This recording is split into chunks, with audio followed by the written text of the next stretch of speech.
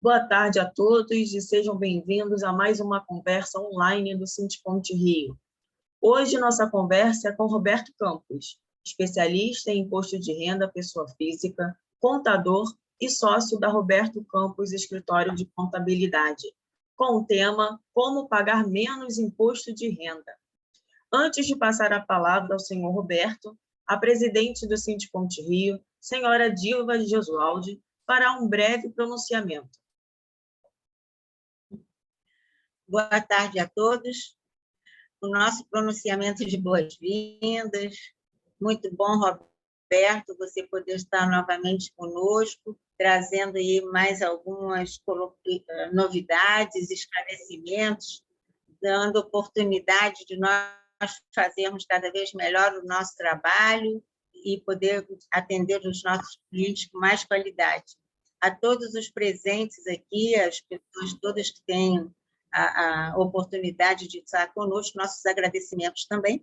E sem muita demora, a gente já passa para o Roberto, para que a gente possa ter as nossas dúvidas atendidas, resolvidas, encaminhadas, e as dúvidas que forem muito novas, muita novidade, e se pegos de surpresa, o Roberto vai buscar todos os esclarecimentos e estamos abertos, inclusive, Roberto, para outras, se você quiser necessário, ao longo da nossa conversa de hoje, se necessário for, depois você dá prosseguimento em algum item específico, nós podemos combinar e estamos à disposição também, tá bom?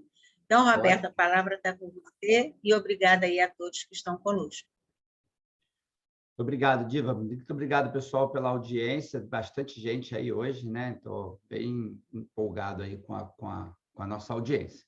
É interessante ver que o prazo começou já tem aí 20 dias, né? Bastante gente procurando saber, querendo saber tudo, como é que estão as coisas, né?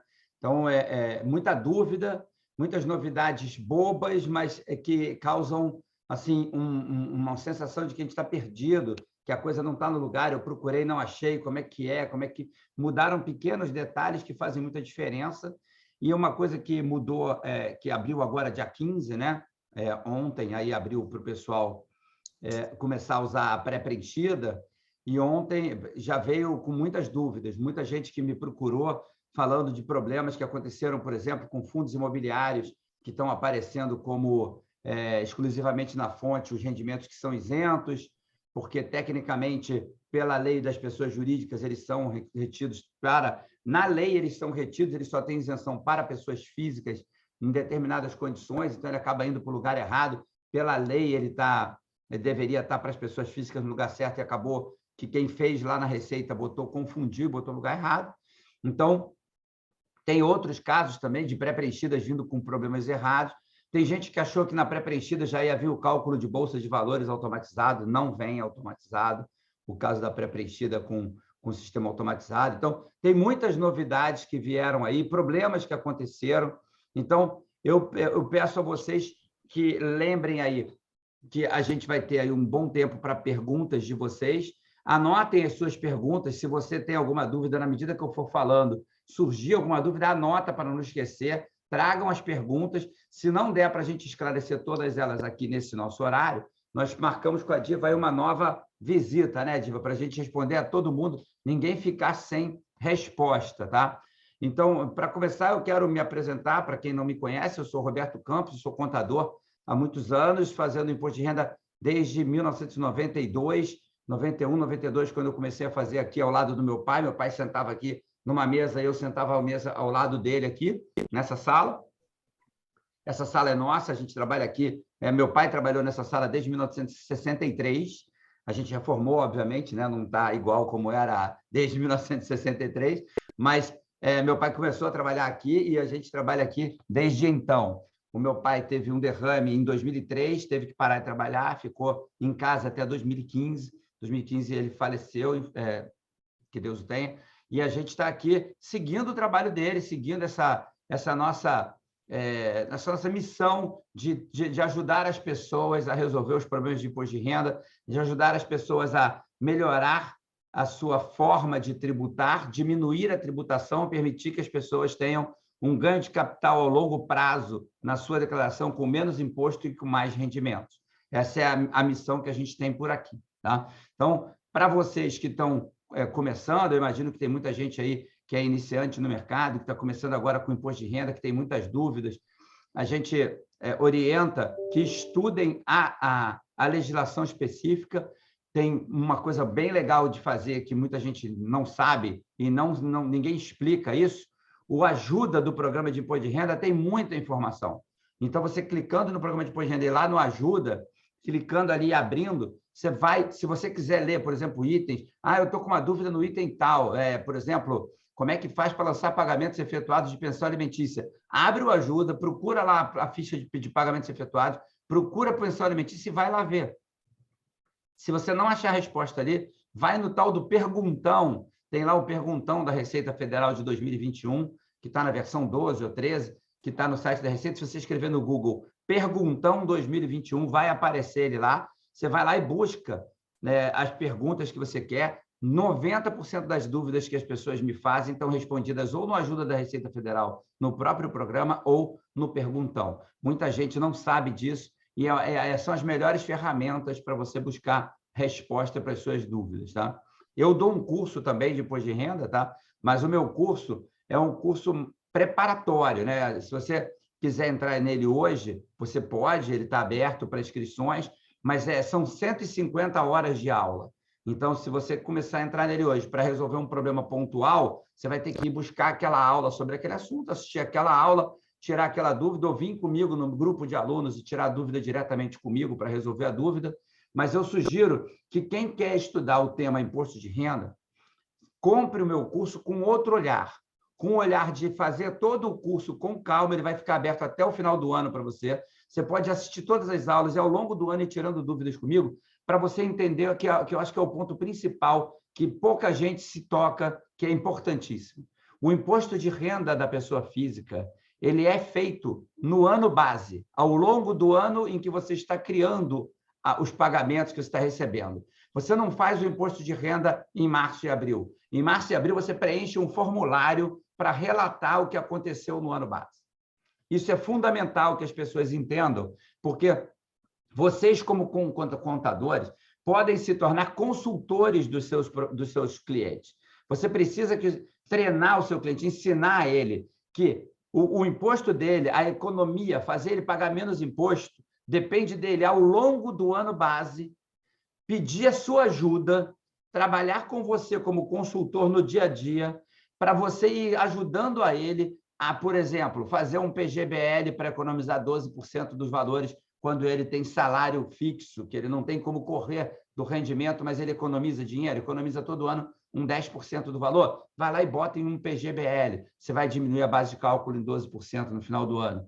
Tem outros instrumentos que podem fazer uma pessoa que se separou durante a separação, na hora do processo de separação, a gente precisa trabalhar junto com essa pessoa para dizer para ela, peça ao seu advogado que a pessoa que vai pagar alimentos pague diretamente ao menor. Abrimos uma conta no banco para o menor. O pai paga lá aquela pensão diretamente ao menor, não vai somar no rendimento da mãe para aumentar a tributação dessa mãe. Então, todas essas dicas eu tenho no meu curso e eu entendo que se você estudar tudo que tem de dicas para você virar um consultor ao longo do ano base, você vai aprender muito a virar aquela pessoa que o seu cliente, sempre que estiver pensando, olha, vou comprar um carro, aonde eu mexo, de onde eu tiro, aonde eu tributo menos, vou tirar do meu CDB, vou vender umas ações, onde eu pago menos imposto. Você precisa treinar o seu cliente a ser seu cliente de consultoria ao longo do ano base, para quando ele vem fazer o imposto de renda, você só tem que reportar fatos. Senão, você fica o tempo todo apagando incêndio. O cara chega na última hora, cheio de problemas, e diz para você assim, eu não quero pagar nada, se vira aí. E você não tem saída, não tem como resolver, porque os fatos ocorreram ano passado, não ocorreram agora. Você não pode alterar o passado. Então, você precisa treinar o seu cliente, ensinar ao seu cliente que o imposto de renda dele é feito durante o ano base. Tornem-se consultores dos seus clientes. Entendeu? Então, feito isso, eu abro para vocês, para as perguntas, né, Evelyn, Você já temos aí perguntas de alguém que já mandou, e o pessoal mandou algumas perguntas. Então, vamos abrir para as perguntas, porque eu entendo que muita gente tem dúvidas, e dúvidas normalmente são coisas que são fáceis para quem sabe, complexas para quem não tem ideia. Então, às vezes, fica muito fácil para mim te ajudar. Então, eu espero que eu possa cumprir com essa missão e ajudar vocês. Vamos lá, Evelyn, estou à disposição. Até o momento, no chat, ainda não recebemos dúvidas. Alguém quer ligar a câmera e ligar o microfone para fazer alguma pergunta? Quem quiser pode levantar a mãozinha aí e avisar aí. Então, Roberto, enquanto as pessoas vão levantando as mãozinhas, eu vou tirar uma dúvida com você a respeito da declaração de imposto de renda, da sobrepartilha. Depois que a gente faz a partilha e tal, aí o inventário da sobrepartilha. Você poderia nos ajudar alguma coisa? Sim, vamos lá. Sobrepartilha, como é que funciona? Isso é uma novidade, começou no ano passado, até o ano passado não tinha, tá? Então, até o ano passado, a gente não tinha essa opção. Quando fazia a declaração final de espólio, você depois tinha que fazer uma outra declaração final de espólio, mas o CPF está baixado. Como é que você ia fazer isso? Uma declaração de um CPF que já estava baixado, porque a declaração final de espólio já tinha saído. Então, ficava complicado isso aí, era um processo ruim de fazer. Às vezes, tinha que abrir processo para reabrir o CPF, para você poder fazer a sobrepartilha, dependendo do estágio que estava dentro da Receita. Então, era muito complexo. Agora, eles criaram o botão sobrepartilha. E, ao invés da baixa direto do CPF, eles marcam o CPF como baixado.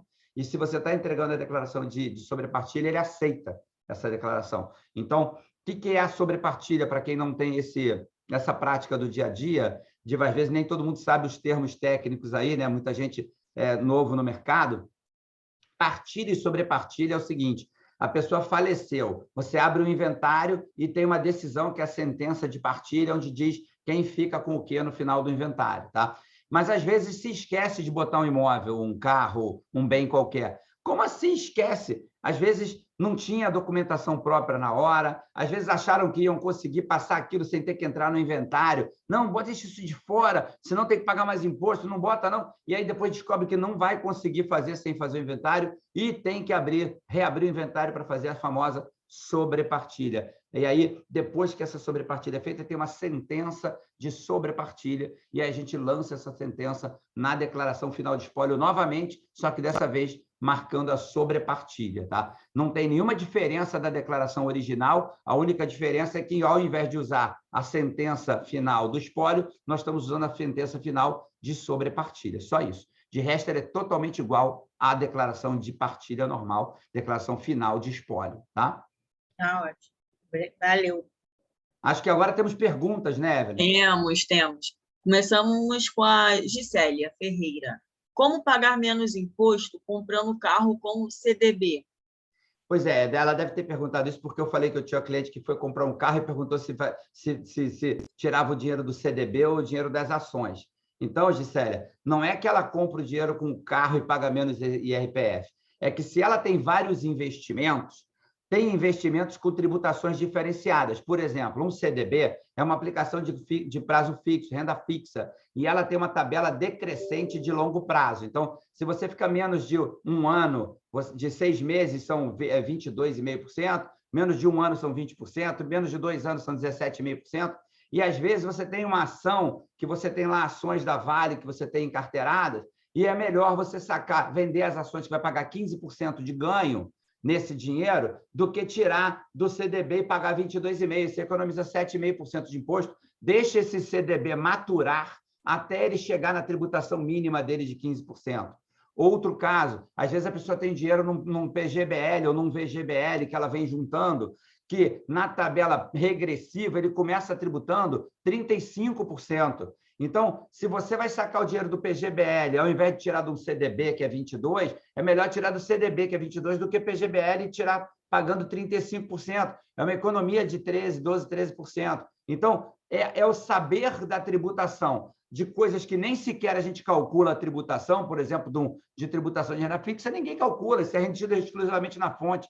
Mas se você sabe como tributa, você vira consultor do cliente. Ele vai perguntar de qual investimento eu tiro, aonde eu vou botar, onde eu vou tirar, como eu faço um balanceamento dos meus investimentos em termos de tributação. Porque se eu botar tudo no PGBL e tiver que sacar daqui a um ano, daqui a 6 meses, ou um ano, eu vou pagar 35% sobre esse rendimento. E se eu botar uma parte no PGBL, que é na minha limitação de 12% de isenção, travou lá. O que exceder os 12% que eu quero juntar, eu boto em outra coisa. Vou botar em CDB, vou botar em títulos de tesouro de renda fixa, se eu quiser ter uma reserva de emergência, vou botar em ações, se eu quiser investir no mercado de renda variável, eu vou balanceando os meus investimentos para eu ter diversas tributações e na hora que eu preciso do dinheiro, eu posso escolher qual e o meu contador vai poder me ajudar na área tributária, Gisele. Acho que é isso aí, tá? É isso aí. Mas a gente precisa entender, porque muitos de nós, como não, por exemplo, renda fixa, a gente não calcula, a gente não faz cálculo de renda fixa. Isso é feito pelo banco. Então, a gente nem sequer estuda isso. Mas se você quer se tornar consultor do seu cliente e que ele entenda, nossa, economizei dinheiro porque o meu contador me ajudou a economizar, ele me fez economizar 10 ou 20 mil reais, eu topo pagar 500 para ele fazer a minha declaração de imposto de renda, eu topo pagar 1.000 para ele fazer a minha declaração de imposto de renda. Eu aqui no meu escritório, eu não cobro menos de 600 reais. A declaração mais barata que eu faço é 600 reais. Normalmente eu cobro um salário mínimo, mas se é uma declaração muito simples, de pessoas mais básicas, eu cobro 600 reais. Por quê? Porque essa pessoa vai ficar com o meu WhatsApp o ano todo e quando ela precisar de alguma coisa, ela vai me ligar. Fala assim, Roberto, abre a minha declaração, de onde eu tiro? Eu quero vender um imóvel, eu tenho 3 ou 4, qual deles eu vou tributar menos? Eu estou precisando de dinheiro para investir no meu business, aqui no meu negócio. De qual imóvel que eu vendo? Eu vou estudar com ele qual que ele vai tributar menos. Então, eu transformo o meu cliente no meu cliente de consultoria.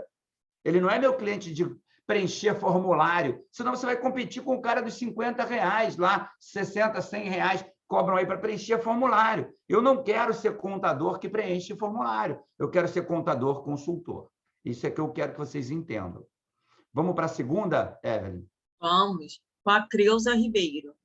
Tenho clientes profissionais liberais. Qual o melhor caminho para diminuir os impostos? Profissionais liberais, o melhor caminho é usar o livro caixa. Ele tem que saber controlar todas as despesas dele no livro caixa. Então, dependendo da atividade dele, a gente tem algumas vantagens. Por exemplo, quem é Uber pode abater 40% de rendimentos lá no rendimentos isentos. Tem rendimentos isentos de 40% e você só tributa 60%. Pessoal que faz de caminhoneiros, que tem caminhão próprio, faz carga, motoboy.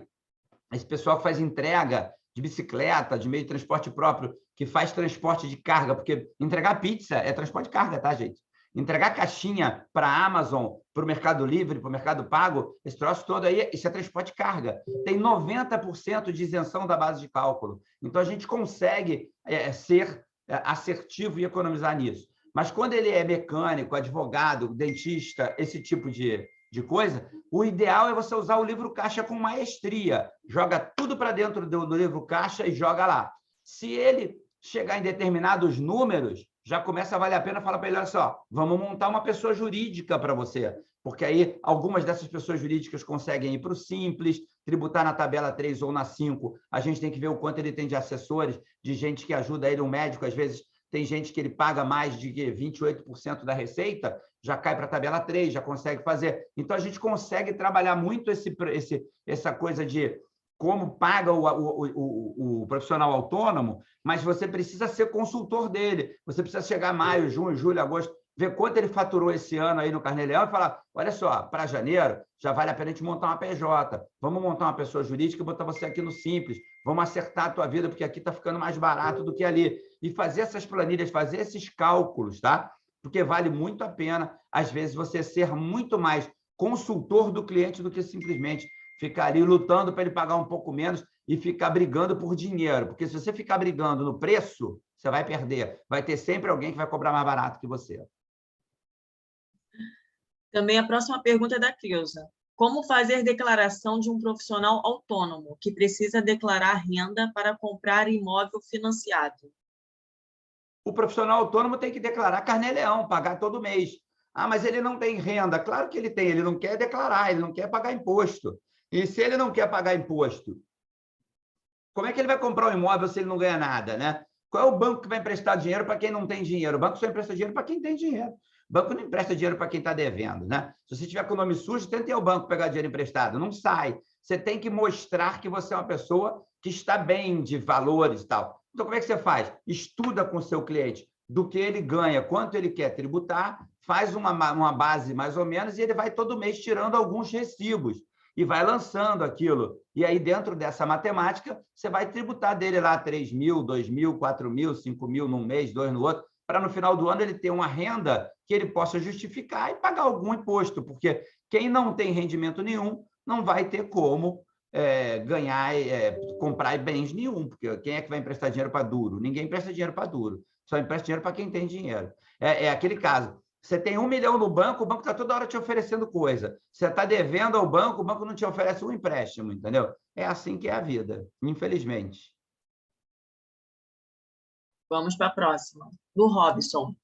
2 contribuições com isenção aposentadoria. Uma deve ser lançada como rendimentos tributáveis. Com isso, o cliente paga imposto alto.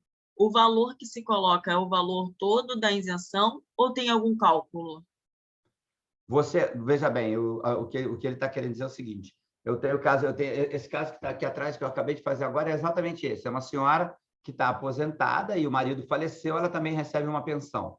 Alguns casos, eu tenho uma outra senhora que eu já fiz, está aqui na outra mesa, é uma senhora que ela era professora primária, lá naquela época, as épocas áureas dos bons salários de professores, ela ganha uma aposentadoria do Colégio de Educação, que é um colégio federal, né? Que pagava ela, acho que R$8 mil por mês, então ela ganha um valor alto. E ela tem uma outra de um outro colégio que ela dava aula aqui no Colégio Pedro II, também é colégio federal, e ela tem uma outra pensão que pagava 12 ou 13 mil reais, uns 20 mil reais por mês, né? E aí, todas essas duas pensões têm aquela isenção dos 65 anos de idade. Então, ela está com 80 e tantos, ou 87, 88 anos, ela está há muitos anos que ela tributa as duas. Aí vem isento, 22 e pouco numa e 22 e pouco na outra. Mas na hora que você vai jogar no formulário, ele só aceita uma isenção. Você não consegue jogar 22 duas vezes, que ele diz, o limite é esse aqui. O que você tem que fazer? Pegar esse limite de isenção da outra e somar no tributável, e aí vai aumentar o valor do imposto. Qual é a solução? Não tem solução. O que muita gente faz é sonegar, é fingir que não viu aquele outro isento e não lança. Às vezes dá sorte, às vezes cai na malha. Se cair na malha, vai te pegar e vai pagar com multa e juros, e ela ainda vai te culpar e dizer que a multa é você que tem que pagar, porque a culpa é sua, foi você que preencheu errado. Então, eu preencho sempre somando em cima no valor, porque eu não vou assumir o risco de o cliente cair em malha por minha causa. Também da Creuza. Como declarar um imóvel que não foi declarado e esses recursos foram divididos para os filhos? Como declarar um imóvel que não foi declarado e os recursos foram divididos para os filhos? Eu não entendi. Creuza, né? Creuza Ribeiro. A gente precisa esclarecer melhor. Deixa eu ver se eu entendo, se eu adivinho aqui, né? Você está dizendo que tinha um imóvel que era de um inventário que acabou, mas esse imóvel não estava dentro do inventário, aí partilharam o imóvel, dividiram o dinheiro para os filhos, e aí eu não entendi aonde é o que você quer fazer. Você quer declarar no inventário, quer declarar... Eu não entendi. Preciso de mais informação, Creuza. Creuza, se quiser, pode abrir o microfone, tá bom? Certo, boa noite, boa tarde. Boa tarde. Boa tarde. É assim, o cliente, ele vendeu o imóvel que era dele da falecida esposa. Tá. Isso há muitos anos depois. E aí ele pegou esse dinheiro e repartiu entre os filhos. Repartiu não, doou aos filhos. Doou aos filhos, exatamente. Então, é assim que você vai lançar, doação aos filhos. Ele doou. ITCMD de Isso. doação para os filhos vão entrar como rendimentos isentos na doação dos filhos, ele vai lançar como doação na declaração dele e vai ao estado onde ele mora pagar o imposto sobre doações. É assim que é. Ai, é uma doação que ele fez. O imóvel é dele, ele vendeu o imóvel dele e doou o dinheiro para os filhos. Tá, então eu não vou declarar eu vou declarar esse dinheiro que entrou, porque não está registrado em momento nenhum. Eu vou registrar esse dinheiro que entrou e vou registrar essa doação. Tem que registrar vou tributar, a doação, saindo da declaração dele e entrando na dos filhos como doação, sair na dele é doação efetuada, na dos filhos rendimentos isentos, você vai lá e procura doações e transferências patrimoniais, coloca lá e bota lá o valor. Se for aqui do estado do Rio de Janeiro, doações em dinheiro, tem um limite lá de isenção, tá? Se eu não me engano, R$46 mil por ano. Tem que olhar o valor exato lá na legislação do ITCMD do estado do Rio de Janeiro, mas tem um valor isento de 40 e poucos mil reais, tá? 46, se eu não me engano. Abaixo disso não precisa pagar ITCMD, mas tem que ir lá reportar a doação para poder ficar declarada lá direitinho, e é 46 mil por filho, tá? Não, então, se ele deu 40 mil para cada um, são 4 filhos, 160 mil reais, está isento, não tem que pagar ITCMD. Ah, não, foi 100 mil para cada um, aí vai ter que tributar, levantar as guias e pagar. Perfeito, obrigada.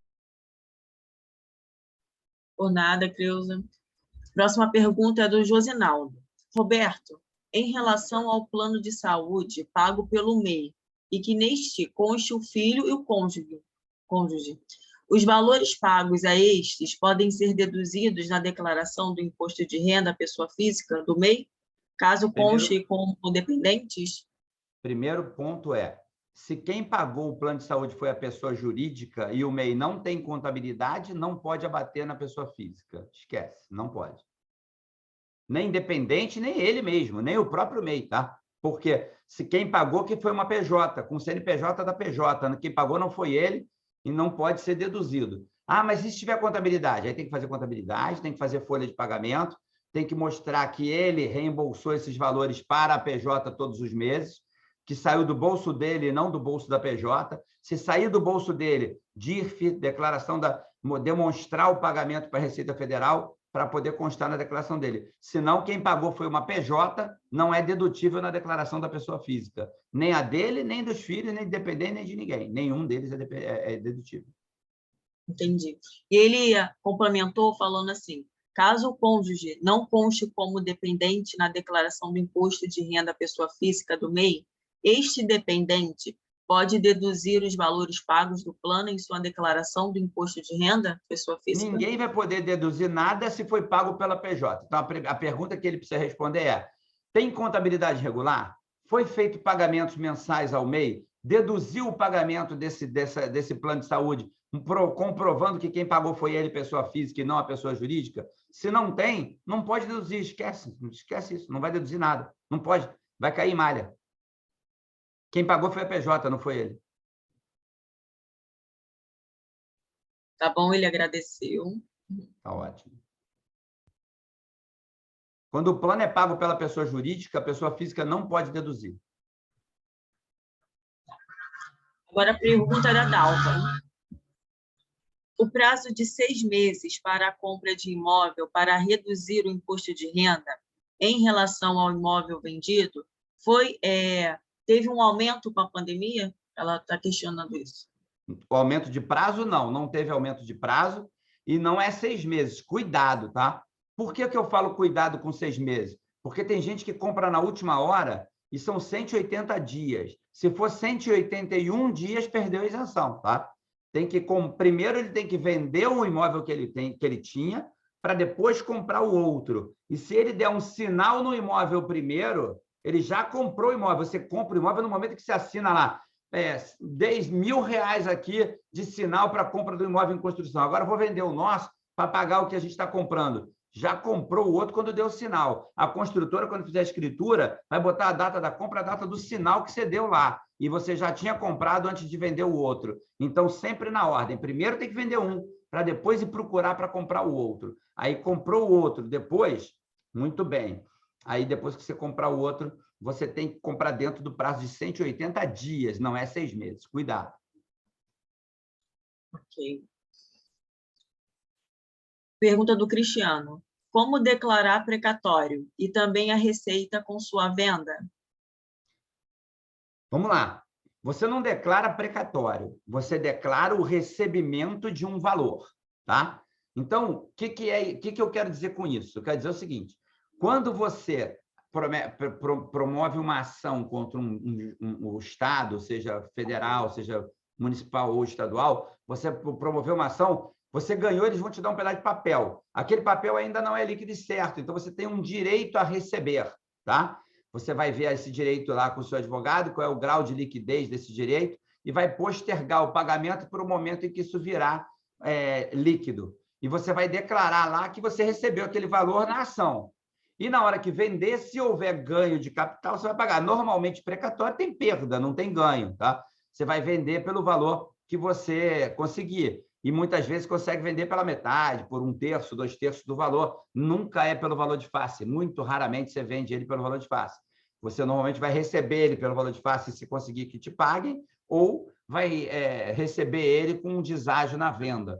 E aí você vai ter perda. E vai tributar no momento do recebimento, onde a ação que você promoveu acabou, te deram um pagamento. Na hora que você recebeu o pagamento, esse pagamento é tributado, tá?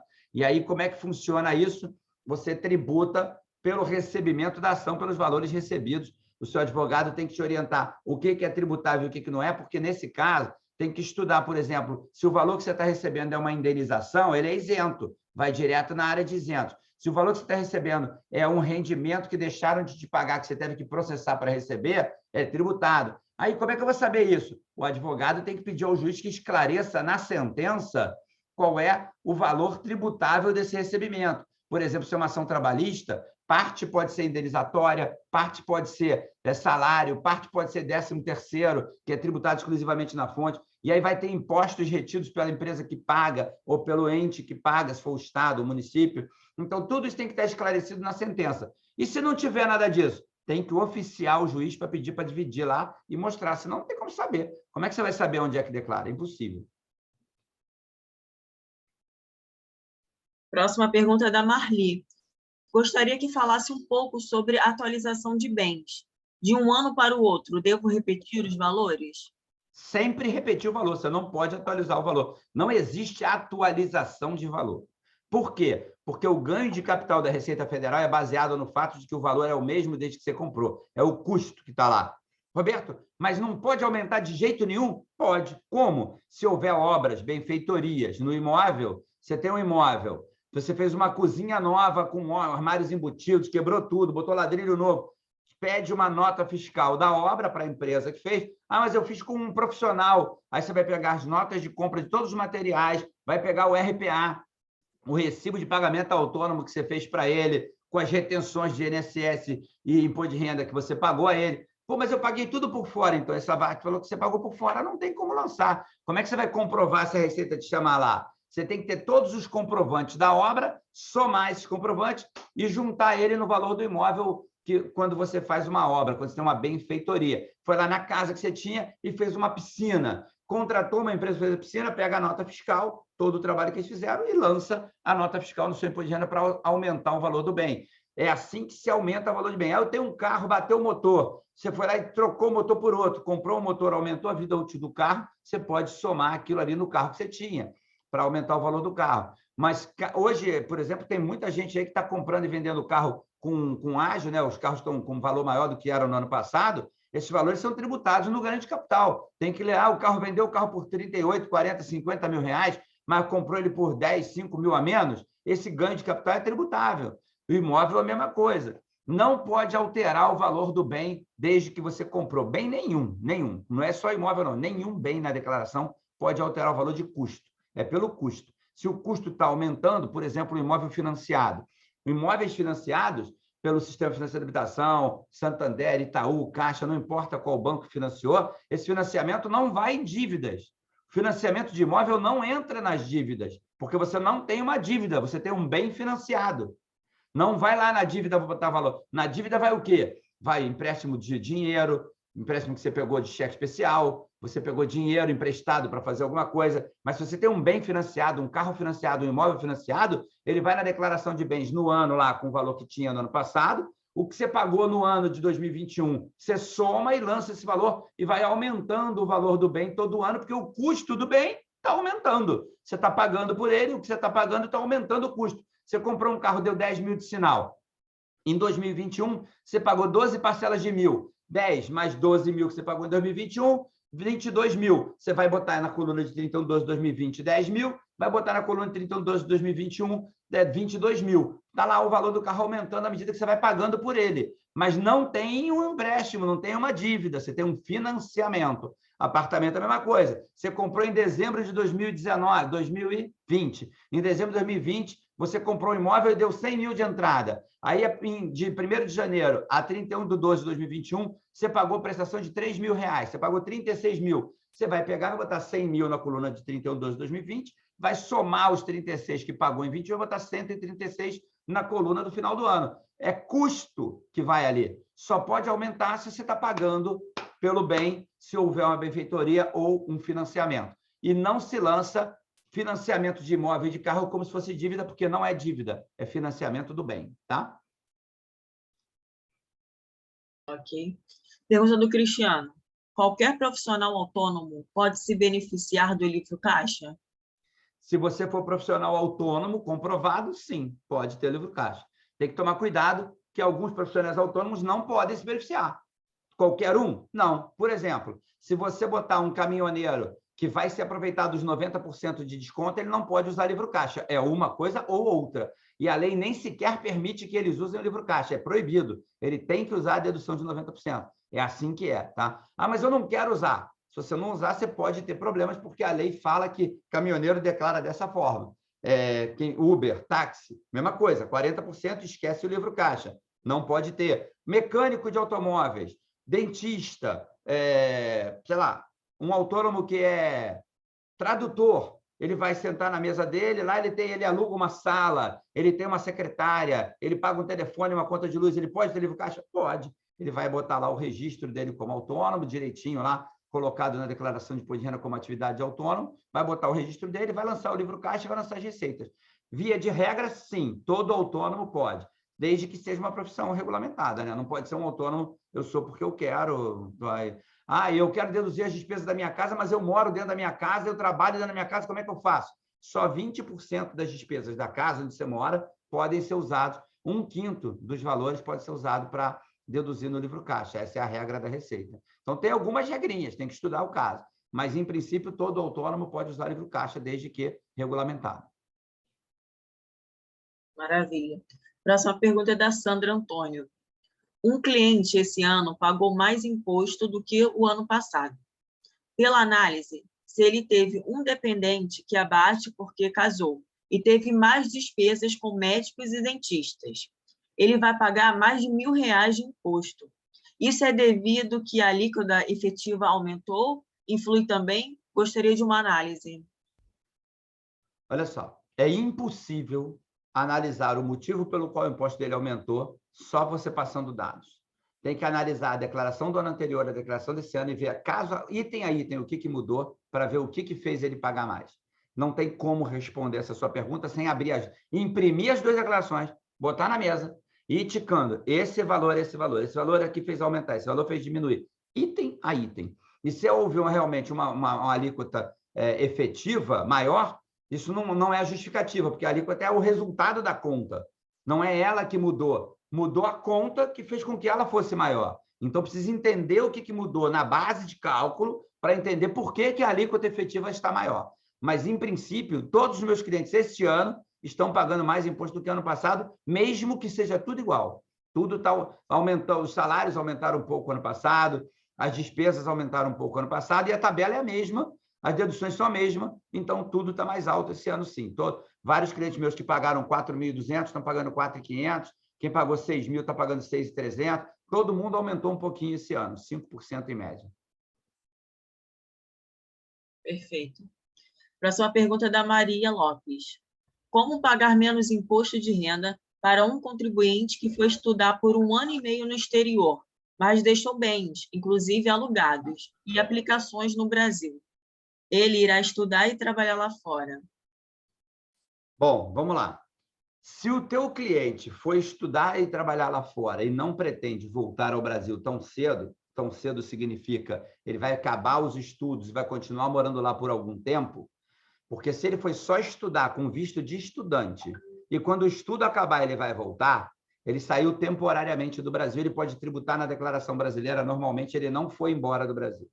Mas se ele foi e não pretende voltar agora, vai ficar lá 5, 10, 15 anos e depois ele pretende voltar, então esse cara, essa pessoa, ela saiu do Brasil com a intenção de morar fora do Brasil, ele não vai mais declarar no Brasil, ele vai declarar este ano a declaração de saída definitiva do país, vai parar de tributar no Brasil como residente, vai tributar como não residente, vai pagar os impostos na fonte como não residente, vai enviar esses impostos para o exterior para serem compensados na declaração que ele faz no país onde ele mora.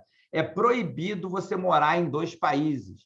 Então, se ele está fora do Brasil como estudante, ele não declara imposto de renda no país onde ele está, porque ele não é residente lá. Ele é residente no Brasil. Ele está lá só a estudo. Visto de estudante não dá direito de residência. Não, Roberto, ele tem passaporte italiano, foi para a Itália e está lá como italiano. Ele não foi lá para lá como estudante. Então, ele se mudou do Brasil.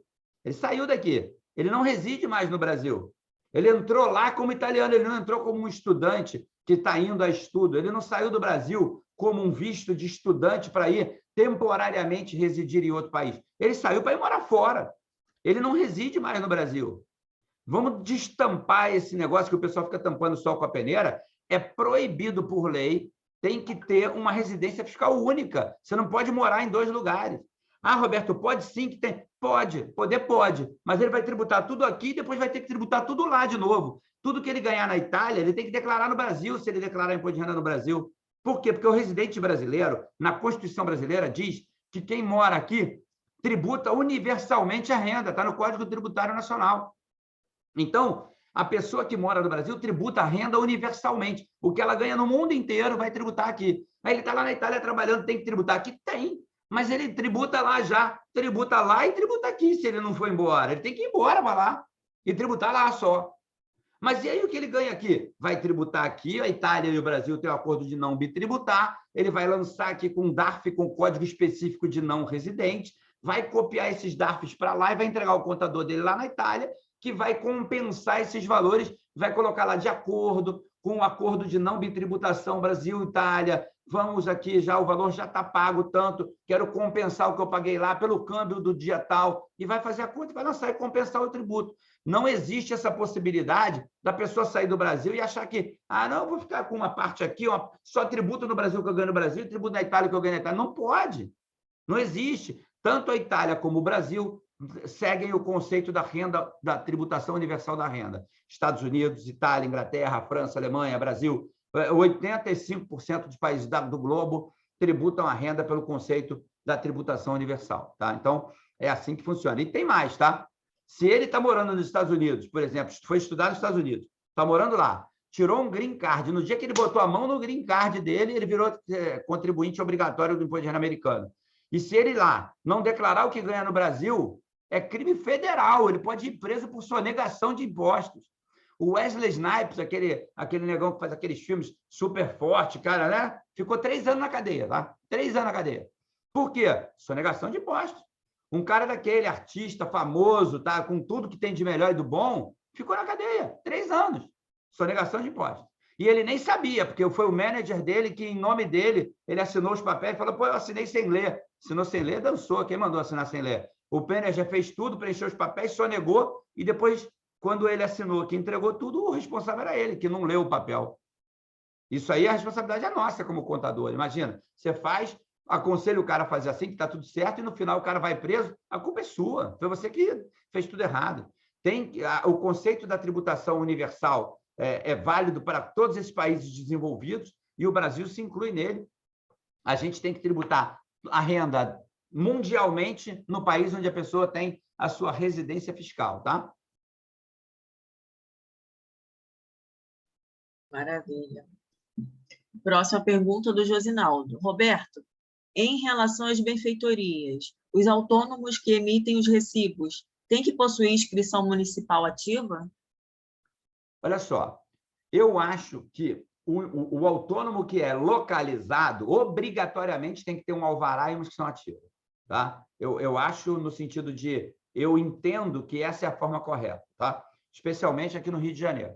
Agora, se ele não é um autônomo localizado, basta ele ter uma licença de trabalho. E aí eu sugiro que tire sempre as licenças de autônomo na prefeitura e pague lá aquela taxinha, porque se amanhã a Receita disser assim, você declarou aqui que era autônomo, se é autônomo de quê? Eu sou costureira, comprova, não tem comprovação nenhuma. E outra coisa que vocês precisam ficar atentos, pessoal, que é uma coisa muito importante, tá? Muito importante que vocês fiquem atentos, que não dá para a gente dizer que o cara é autônomo se ele não paga INSS. Se o cara tem rendimentos como autônomo, ele é contribuinte obrigatório do INSS. Ele tem que pagar INSS. Ele não pode ficar pagando, faturando, fazendo o faturamento dele como autônomo e não pagar INSS, é obrigatório. Então, ele é autônomo, ele é mecânico, ele faz aquele trabalho, mas não recolhe INSS. Como é que você vai explicar isso para a Receita? Não tem como. Se ele é autônomo, ele tem que recolher imposto de renda e INSS, tá? Ok, até o momento ainda não recebemos mais perguntas, Roberto. Josinaldo acabou de agradecer. Ótimo.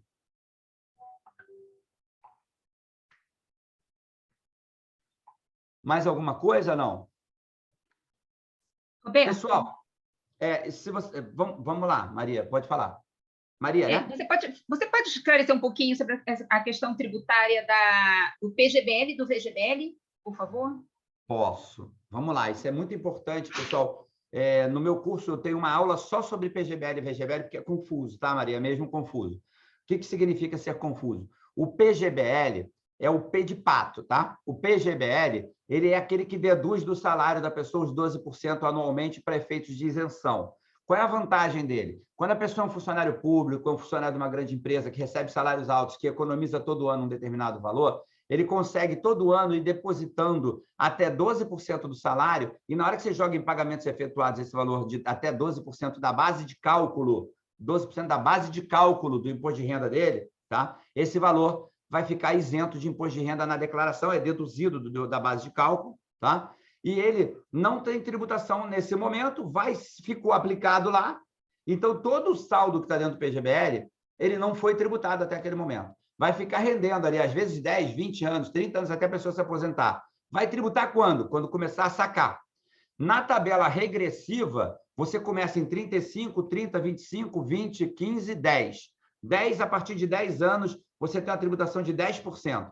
10 anos do quê? 10 anos da contribuição, do dia que você botou o dinheiro dentro do fundo. Botou o dinheiro no PGBL, 10 anos depois que o dinheiro entrou, se você sacar aquele dinheiro, primeiro que entra, primeiro que sai, é PEPS, tá? Na hora que o dinheiro sair, o primeiro mais antigo que você sacar, o primeiro saco que você fizer, tiver 10 anos, só paga 10%. Então, é a menor tributação que tem no mercado. É uma boa ideia para você sugerir para o seu cliente que faz declaração no modelo completo. Se ele está no simplificado, o PGBL não tem valentia nenhuma. Por quê?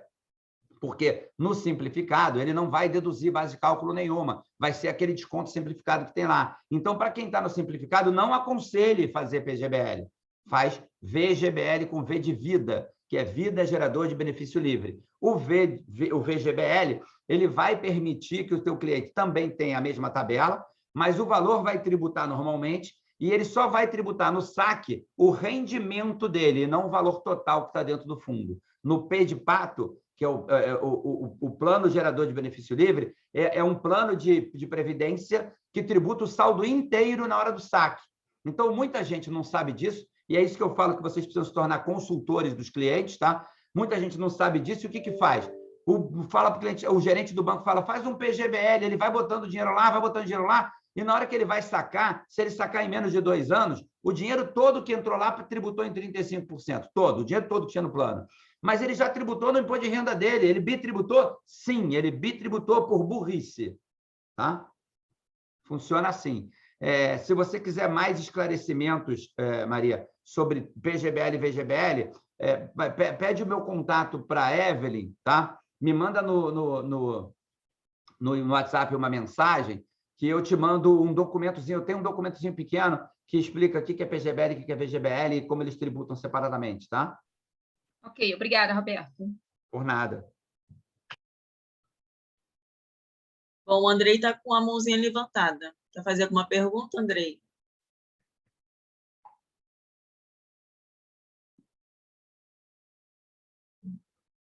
Cadê ele? Ah, tá. Uma sugestão, Roberto, do Andrei, Diga. para o senhor liberar um desconto para o curso de imposto de renda, né, pessoa física, para quem está na live hoje.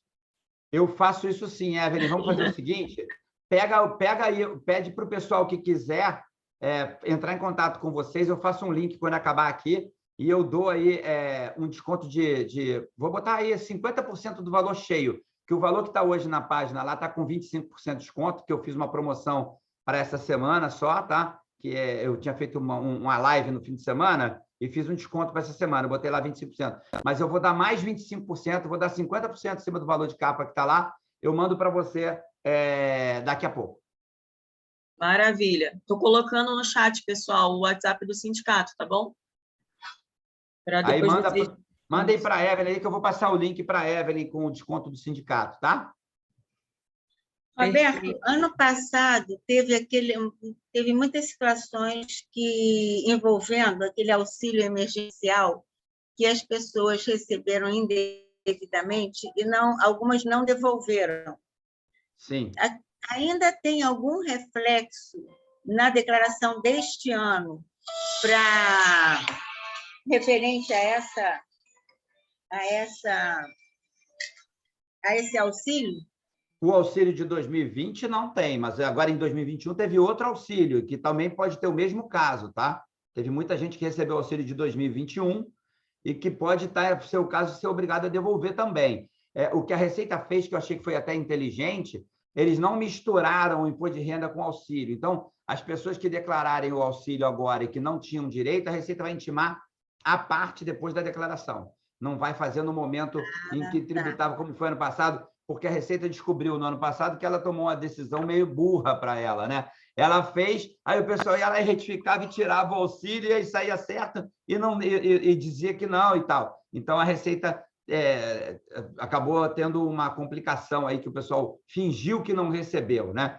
Mas, na verdade, ele agora vai esperar acabar o prazo, depois que acabar o prazo, quem não retificou dentro do prazo e declarou que recebeu o auxílio vai acabar tendo que devolver e não vai conseguir mais retificar, porque eles vão bloquear isso aí. É uma questão deles tomarem cuidado com isso. Então, o auxílio, ele tem o mesmo caso agora em 2021, mas reflexo de 2020 para agora, o único reflexo que eu diria quem não fez lá atrás vai receber aí um aviso dizendo que está irregular na Receita lá, porque ela pipoca uma janelinha dizendo que a sua declaração de 2020 está errada, se você não corrigiu os erros ou não devolveu o auxílio dentro do prazo, tá?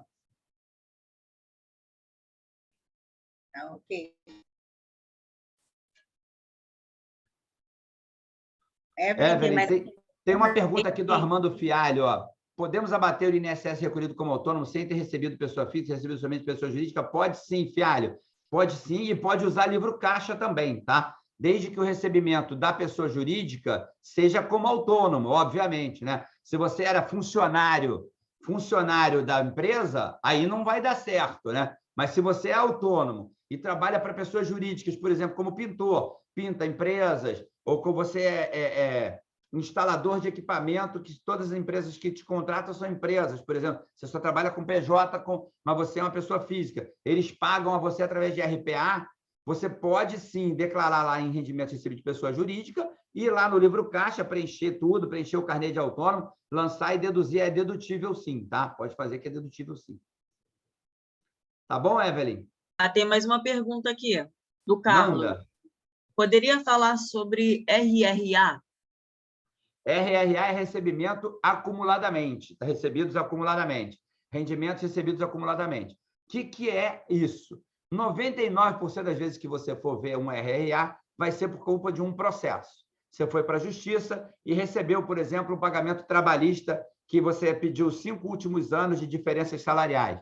Aí vem lá, R$ 200 por mês que no final de 60 meses deu 12 mil. Aí você recebeu 12 mil, mas não foi 12 mil à vista, foi R$200 por mês. Então, aquilo lá vai vir como rendimentos recebidos acumuladamente e tem que vir o informe do advogado explicando o que é tributável, o que é o imposto retido. Roberto, mas eu não tenho nada disso. O advogado só me deu aqui, ó, você recebeu 13 mil reais, bota aí. Mas como é que eu vou saber o que é imposto de renda, quanto foi o imposto? Tem que pedir ao advogado a cópia da sentença do processo, onde o juiz diz, vamos aqui pagar tanto de salário, tanto de ajuda de custo, tanto de indenização, tanto de 13º, tanto de aviso prévio, para ver o que é cada coisa e onde entra cada coisa. Parte pode ser isenta, parte pode ser tributável, e vai lançar os rendimentos tributáveis lá em rendimentos recebidos acumuladamente.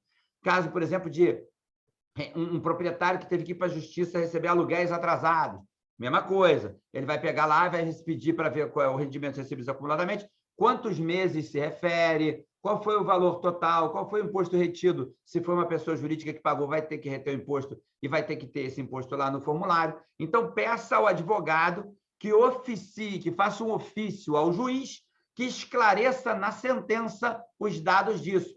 Novamente, vou voltar. Vocês são contadores, consultores, precisam falar. Tem um cliente com uma ação que está lá rodando, e ele falou, estou processando o cara lá, está processando? Lembra de pedir ao advogado para fazer no ofício lá, que o juiz tem que definir na sentença o que é rendimento tributável e o que é rendimento isento, por exemplo, tá? Roberto. Diga. Desculpa interferir, mas é só para fazer um gancho nisso que você está falando. E quando for acordo, valor fechado acordo, eu vou me prender aos pedidos ou é tudo tributável? Nenhum nem outro. Você pode pedir que no acordo o juiz sentencie dizendo, senhor, aqui temos um acordo, vamos definir 10 mil reais, o senhor pode botar aqui que 8 mil é isento e 2 é de salário? Se ele engolir, você tributa o mínimo possível, entendeu? Tem que ir na audiência, você já pede. Se é acordo sentado na mesa, né? Você está ali, não está com o juiz, está com, como é que chama, com o arbitrador ali, né? Que ele fica ali fazendo aquilo. Você pede para ele na sentença, na hora que ele está escrevendo ali, definindo, definição 10 mil, sendo 2 mil referente a isso, 3 mil referente àquilo, e tenta empurrar para o teu cliente a melhor linguiça possível, ou seja, quanto mais isento, melhor. Ou bota tudo como indenização. Olha só, eu só quero a indenização de 10 mil reais e o resto deixa para lá. A indenização é isenta. Valores indenizatórios não pagam imposto. Beleza, obrigado. Aí não vai nem entrar em RRA, vai entrar em rendimentos isentos, tá? Porque RRA é rendimento tributável. E o Carlos complementou aí as opções de exclusivamente na fonte e ajuste anual. Isso aí é para você simular, Carlos. Aí, quando você preenche aquela ficha, se você olhar lá na lateral esquerda, onde tem o valor do imposto, se você marcar um ou outro, o valor muda. Veja qual é o melhor para você, qual é o que você paga menos imposto. Clica num, olha lá, melhor o outro. Clica no outro, é melhor, esse aqui paga menos. Checa qual dos dois você vai pagar menos imposto. A opção é do contribuinte, eles não têm essa... Qual é a diferença, né? É que na declaração anual, esse valor que você teve retenção na fonte e o valor que você recebeu vão entrar na base de cálculo e no valor do imposto compensável para ver se abate. Então, se o valor valer a pena abater, você vai jogar ali. Se não vale a pena, você deixa ele retido exclusivamente na fonte, que aí não mexe com o teu imposto atual, senão vai aumentar o imposto desse ano. Então, você pode ir lá e clicar num ou no outro e ver se o imposto aumenta. Se diminuir, o que for menor, melhor. A opção é do contribuinte, tá? Mais uma pergunta da Sandra. Espólio. Quando o contribuinte falece, é obrigado a fazer a declaração de espólio? E caso não faça, isso pode ocorrer algum problema? No caso, o contribuinte pagava imposto. Quando a pessoa falece, ela continua fazendo imposto normalmente, como sempre fez, se ela está dentro de uma das 7 condições de obrigatoriedade. O espólio segue na vida dessa pessoa que faleceu até que o inventário acabe. Se ela não tem nada para tributar, se ela não está dentro das 7 condições de obrigatoriedade, ela não precisa declarar o espólio. Mas se ela está dentro de uma das condições de obrigatoriedade, o espólio vai ter que continuar declarando todo ano, declarar, pagar imposto, tudo direitinho, tá? Até o final do inventário. Acabou o inventário, sentença de inventário. Nesse ano, você vai fazer a declaração final de espólio, dividir os bens para os herdeiros e aí para na data da sentença, lá, 14 dias, né? Que é a sentença, como é que chama? Data do trânsito julgado da sentença. Ali acabou a vida daquela pessoa para fins tributários e os bens passam aos herdeiros a partir daquela data, que serão os novos recebedores de valores e irá tributar no nome desses novas pessoas, tá? Roberto, Sandra Moura, uma pergunta. Pois não. Com relação a, por exemplo, eu sou síndica do prédio, aí eu tenho a isenção e tenho o recolhimento do INSS. Esse valor é considerado como prolabore e Sim. eu coloco ali, posso colocar ali no meu livro caixa? Tecnicamente, você não tem isenção. Você tem um pagamento de salário indireto. Eles pagam o condomínio para você.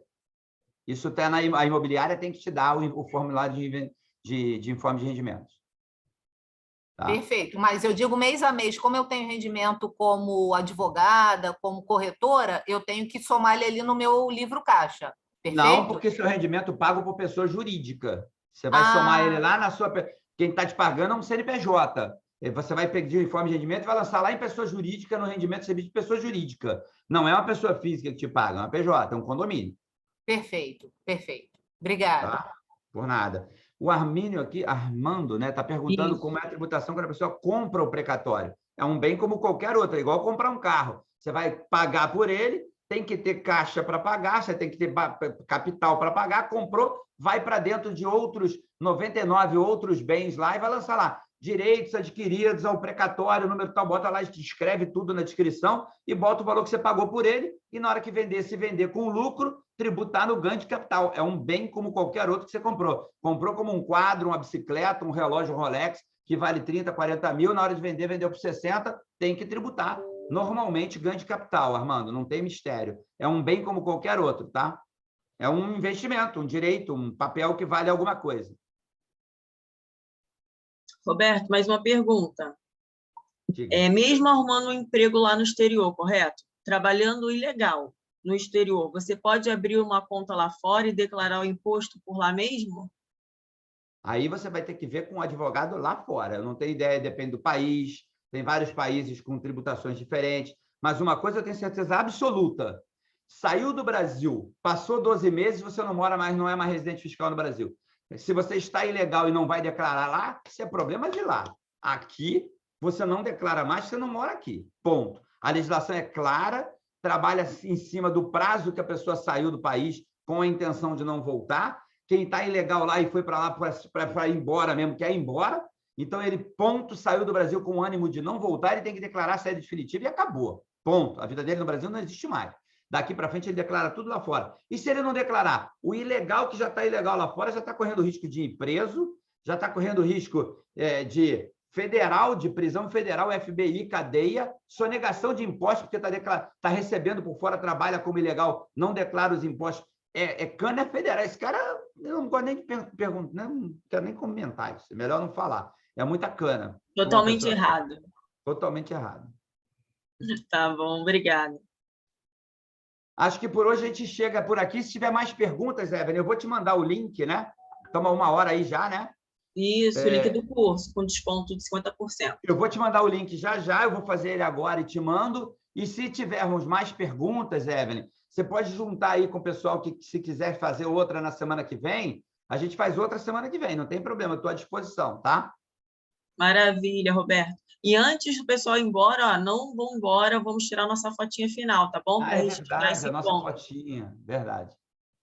Então, já estamos perto do finalzinho já. Senhor Roberto, tem mais alguma consideração a ser feita? Não, só lembrar para vocês que as inscrições para o curso, eu vou mandar o link agora com 50% de desconto para vocês aqui, tá? E garanto para vocês que o curso vale cada centavo, tá? É um curso muito barato, perto do que eu entrego. Eu entrego aula terças e quintas de 7 às 8h30, tirando dúvidas exatamente como eu estou fazendo aqui com vocês, além das 197 aulas que estão gravadas lá no curso, tá? Tem mais de eu não sei quantas horas de aula exatamente tem, mas nós estamos beirando as 100 horas de aula lá, que você, obviamente, não precisa assistir todas, você vai assistir aquelas que são da tua área ou daquela dúvida que você tem, mas eu sugiro que, ao longo do ano, assista tudo, para você se tornar um contador consultor. Aprenda tudo. Vai fazendo todo mês, se propõe a fazer todo fim de semana 2, 3 horas de aula, e até o final do ano você vai assistir todas as aulas, vai poder me trazer, eu tenho um grupo de alunos no Telegram para você tirar dúvida, todas as dúvidas que você tiver durante o Imposto de Renda, até dia 29 de abril, eu vou estar aqui terças e quintas, dando aula à noite, sábado, tirando dúvidas às 9 horas, de 9 às 10 da manhã, tá? Maravilha. Alguém tem mais alguma pergunta? O curso fica disponível até 31 de dezembro, Cristiano. Por quê? Porque todo ano a legislação de imposto de renda muda. Então, se eu deixar ele disponível para o ano que vem e a legislação mudar, ele vai ficar desatualizado. Como eu não quero que a pessoa tenha acesso a informações desatualizadas, eu bloqueio o acesso sempre na virada do ano de 31 de dezembro, tá? Perfeito, Roberto. E realmente o curso vale a pena, a gente tira muita dúvida, esclarece bastante. E aí, Roberto, muito obrigada. E nós vamos sim, a Evelyn vai marcar com você, certamente teremos perguntas, não só dos colegas que estão aqui agora conosco, mas até de outras pessoas que às vezes nos procuram e a gente canaliza para um outro momento. Se Nós você vamos puder esperar agradecer. um minuto, Evelyn, eu faço o link agora, já jogo aqui no grupo, tá? Ah, tá. Pode Quanto mais informação, pode. Espera aí que eu faço o link agora do desconto. Espera aí. Tá? Até porque ainda tem alguns colegas que não abriram, não sei se poderão abrir aí para nós tirarmos a nossa foto. Espera aí que eu vou criar o cupom senão vai agora. ficar os nomezinhos deles. A Maria Lopes é que está com uma lâmpada assim, um pouquinho forte, e a gente acaba não tendo a oportunidade de... Agora sim, ficou um pouquinho mais fácil. Melhorou, Diva? Sim, porque a gente não estava conseguindo te ver muito bem, a lâmpada estava... Isso. Aí você tapou.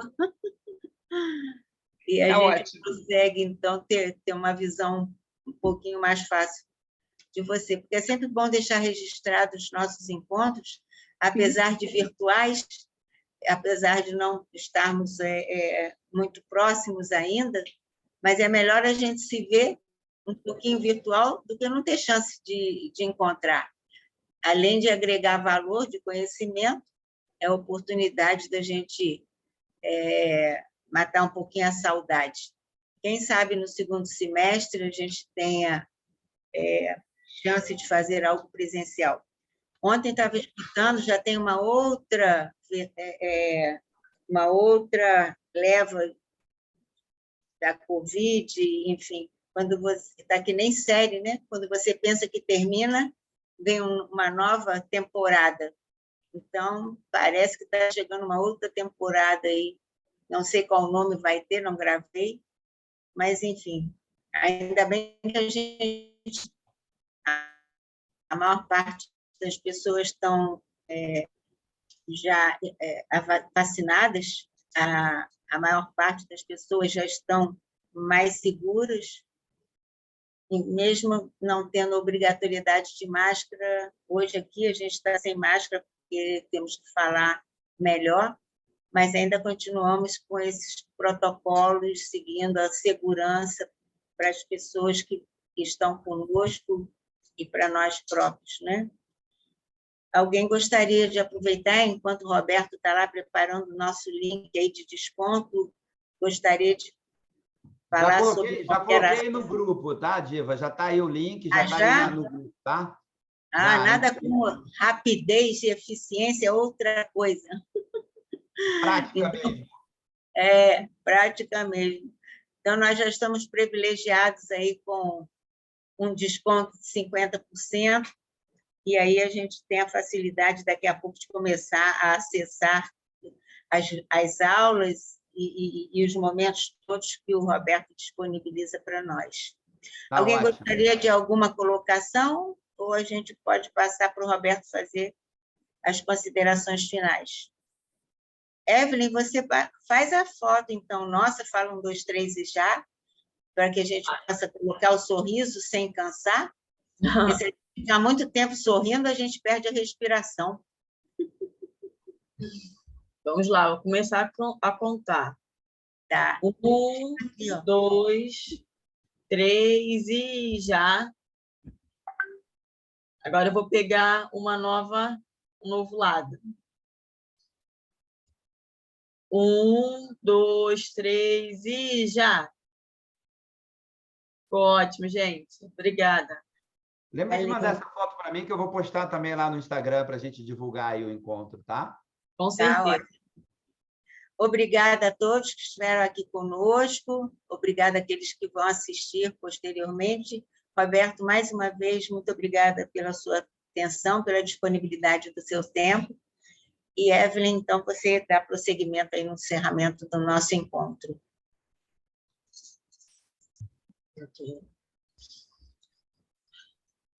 Roberto, alguma comunicação? Algum tchau? Eu só agradecer a presença de todos. Espero ver todos no curso online, lá nas aulas. Amanhã à noite, 7 horas, já tem aula. Então, quem tiver interesse, já se inscreva até amanhã, que já vai para assistir a primeira aula amanhã, 7 da noite. Sábado, 9 horas da manhã, tem aula também de Tira Dúvidas. Então, podem participar sem problema nenhum. Estarei à disposição de todos vocês, tá? Valeu. E, pessoal, anotam aí, no dia 20 de abril, às 16 horas também, Roberto Campos estará de volta com o tema Como se transformar em um consultor de imposto de renda, pessoa física, e aumentar a sua rentabilidade. Contamos com a participação de todos para fazer um sindicato cada vez melhor. Juntos, somos mais fortes. Envie críticas e sugestões de títulos a serem abordados nas conversas online, para o e-mail divulgação, sem o cedilho tio, @sindiponte, só o T ao final que é mudo, _rio.org.br. Agradecemos nosso convidado de hoje e a todos que participaram. Até a próxima, pessoal. Obrigada. Obrigada, até a próxima. Tchau, tchau. Foi ótimo. Obrigado. Valeu, obrigada.